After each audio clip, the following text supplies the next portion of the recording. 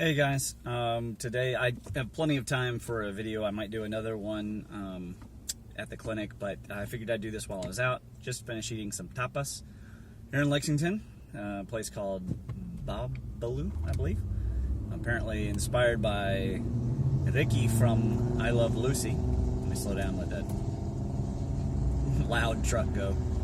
I've been discussing all sorts of stuff in the background with people on plasma and everything, and this video, by the way, has no real consequence. This is just me talking to you.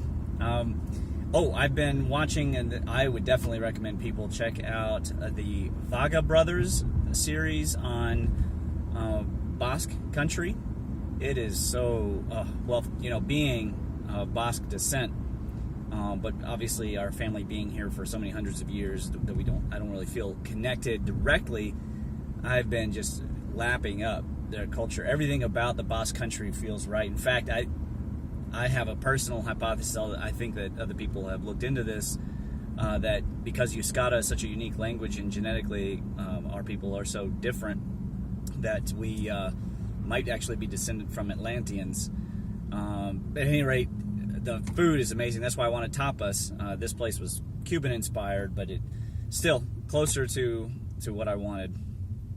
Check out the videos. You just got to see how beautiful the home country is. And personally, on a personal level, I would love to see Basque be independent, but it may not happen. Most people there, I think, want to stay part of the Spanish system or the French system on the north side of the Pyrenees, let alone the UN or the EU. Probably they would want to stay in that, but what I love is how independent and strong they are. It's interesting because I'm also simultaneously watching a lot of Alan Wilson stuff to do with the King Arthur, mostly Arthur II or Arthurus theory.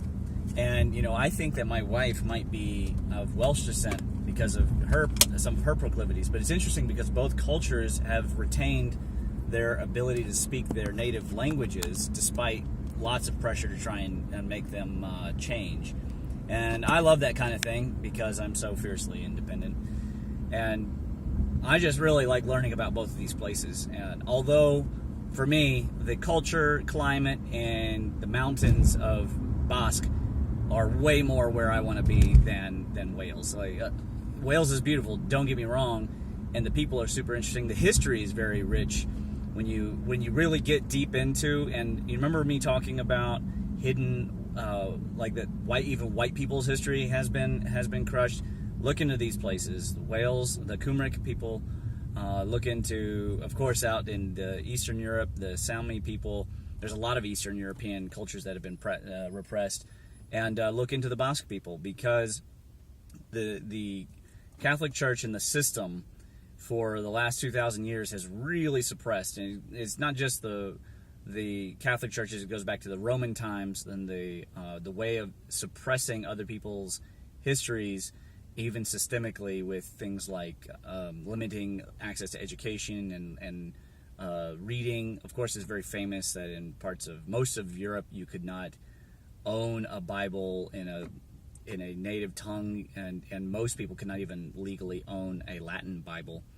So it's been a long time coming that all this information is coming to the fore, and now even the Welsh people are starting to wake up to all the history that they have going on in their own backyard, because they have the legends. They all know that King Arthur was Welsh, and or Cymric if you prefer.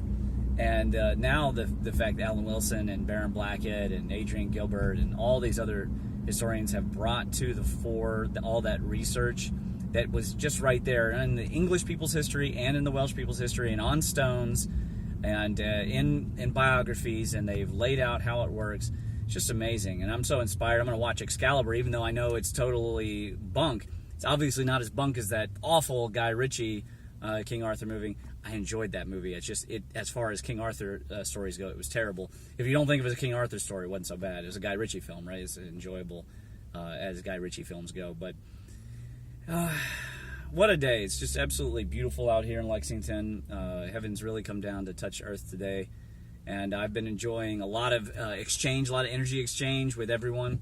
I got a weird story for you, and I have pictures for proof. I've even written to Master Josh Painter, and he doesn't even know. He's a Taoist master friend of mine. The real deal, right? I'm just a nobody, right? I'm not a Taoist master, okay, guys? I'm not in any lineage in this lifetime or whatever, but Master Josh is. And so I wrote to him, and I sent him a picture. So I wake up today, and I do full body, full 7 chakra breathing. And if you don't know what that means, it includes when you breathe, all your chakras are moving, and you even have to breathe through the third eye, through the skull, and you can feel an expansion and movement here. So then I go and I take a shower, and I get out of the shower, and I kid you not, there was a white hair coming out of my third eye that long, and it wasn't there on Saturday. Now, obviously, Western science-wise, there's no explanation except to say, oh, it's growing beneath the skin. Somehow you released it. I've never seen an ingrown hair that long not cause a carbuncle or anything. Obviously, I did not have one. You can go look at the previous videos. Obviously, I did not have one. And the car wash place is not so bad. But here's what I know. Starting last Wednesday, I had a groove on my left pericardium finger. And I have a condition, it's like a chest pain condition. It's not a heart condition. It's been checked by Western science. They did a ECG or an EEG, something like that, and they never found anything wrong. My doctor growing up just said, oh, you have growing pains. This is terrible growing pains. This is like the most painful pain. It feels like you're having a heart attack, and I've had those for my whole life. Chinese medicine's the only thing that's ever helped. Turned out it was a kidney pericardium block. Well, I haven't had any of those lately, but I was having a vision of an energy worm about that long. It was kind of a white light in the chest. It was starting down here and then moving up towards kidney 26, which does have a spiritual meaning, and that you can go look that up if you like, or you can get Dr. Lonnie Jarrett's book, which is about that thick. It's like Practical Diagnoses in Chinese Medicine. It's a wonderful book. It's an amazing book. I bought it immediately as soon as I knew about it. And so anyways, a blood vessel burst in this joint, in this what's called a dip, and it burst maybe 2.5 weeks ago. It was really kind of painful, and it was really odd because I hadn't flicked it or anything. I hadn't grabbed anything too much.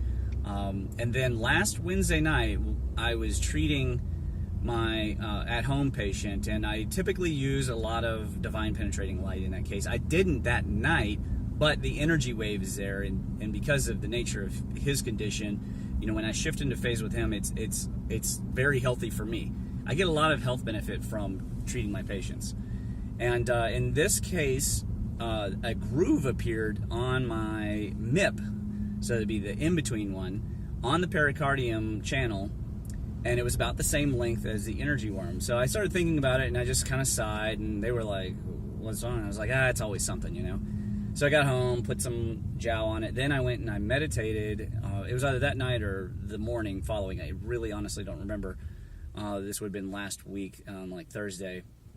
And I had a movement up here, and then there was a huge explosion of orange light.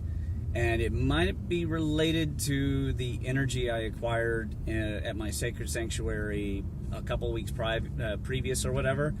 But I didn't explore it too much. I just kind of went with it. So then, come over the weekend, I feel good. I had a good weekend. There's nothing, nothing untoward about my weekend. I had a very good one. Really pushed through some stagnation yesterday to kind of lay the groundwork for today. And for the first time in a while, I went to bed on time. I've been naughty. I've been Netflix binging on Agents of S.H.I.E.L.D., which is a fantastic show. I'm going to make a whole Google review once I finish season 5. Amazing show. And the writing on that is just absolutely spectacular in terms of the complexity, not necessarily dialogue, although it's not bad. And so I didn't do any major meditation over the weekend, but I definitely did this morning, and I did that 7 chakra breathing, and boom, white hair coming out. Now, to me, that's weird as heck. I'm very strange. As Ben Davidson put it this morning, my views are too out there, if he says so. All I know is I got a picture of this stupid hair. I was like, what is going on? And so I shaved it because I was like, I can't have this like sticking out, and the patient looking, oh, it's got dangling off of his third eye. But I tell you what, it's got to be the Jia Chong being pushed out of the body.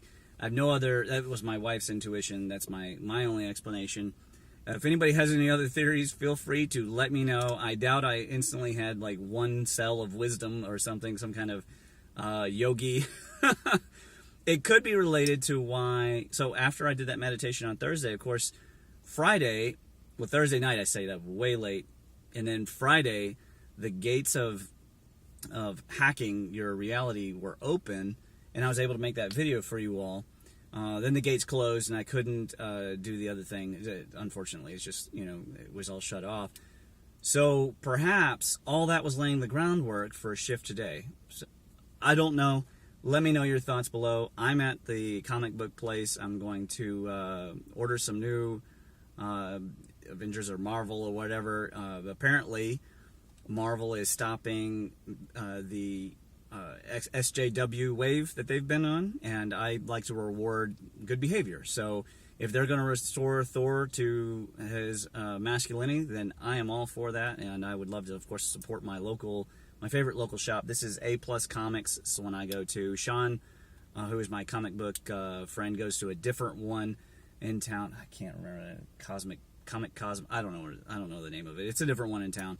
But this is an affiliate of my business, so I like to come here to A Plus Comics. They've kind of changed a little bit, but they're good people. And so if you're local, come check out A Plus Comics.